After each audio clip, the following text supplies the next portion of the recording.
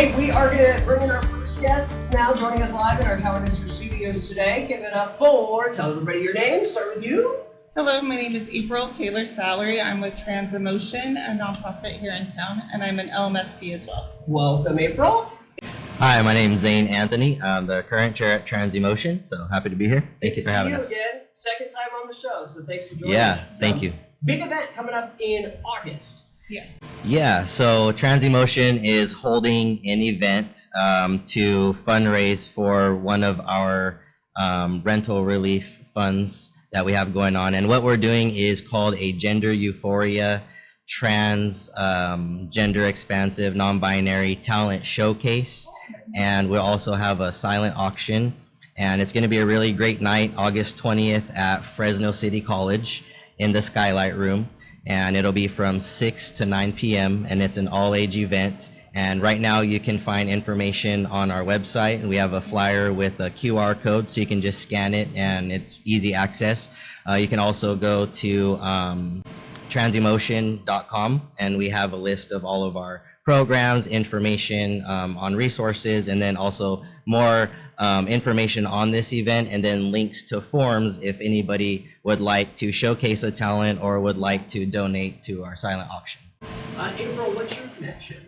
How are you helping out with everything? So I'm also on the board for Trans-Emotion, but one of the things that we wanted to talk about today when we came on the show was one of our board members, Dr. Faubert, is with Fresno State, and she does research related to the LGBTQ community and around housing and access to housing, but then also just barriers that someone may have with either maintaining housing or getting it. And so over the last couple of years, Dr. Faubert did some research with another community member and found that in our community, that the LGBTQ plus community reaches homelessness far more likely than other groups. Why?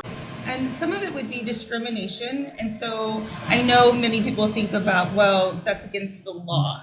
Oh, yeah. But that doesn't matter. It does not matter. People break law every single day. Right. And so what we've found is that these individuals have a hard time reporting discrimination, one, either feeling like they're not going to be believed or that they will experience more, but then also not really going to the locations where you would report it, right? So not feeling safe either with police or feeling safe in shelters to ask for that assistance. And so through her research, she has found that one of the things that she felt the research showed was that if we could work on having housing solutions for LGBTQ plus individuals, like a specific shelter for them or specific beds, with the whole idea of making sure that we have a safe and inclusive environment, because right now in our shelters, we do not. And so of the people that they did the research with reported that when they were in shelters, they did not feel safe or they were discriminated against with their staff, not just other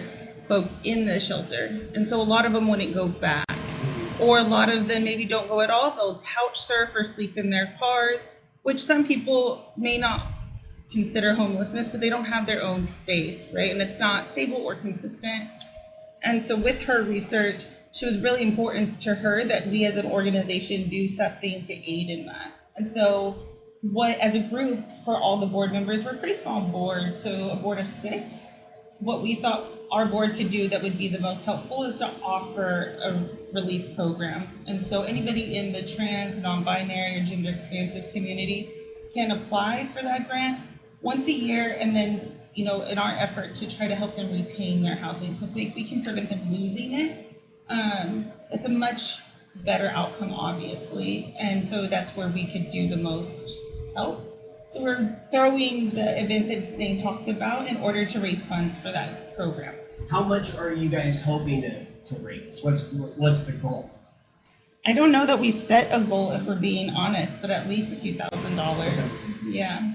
So we've been lucky that with Dr. Faubert's research, we've been able to secure funding for this program, but of course we want to continue to secure funding for the future, because grants, of course, are great and they're very helpful. We've had Equality California has been a good help with that, and Dr. Faubert working with them to secure funding.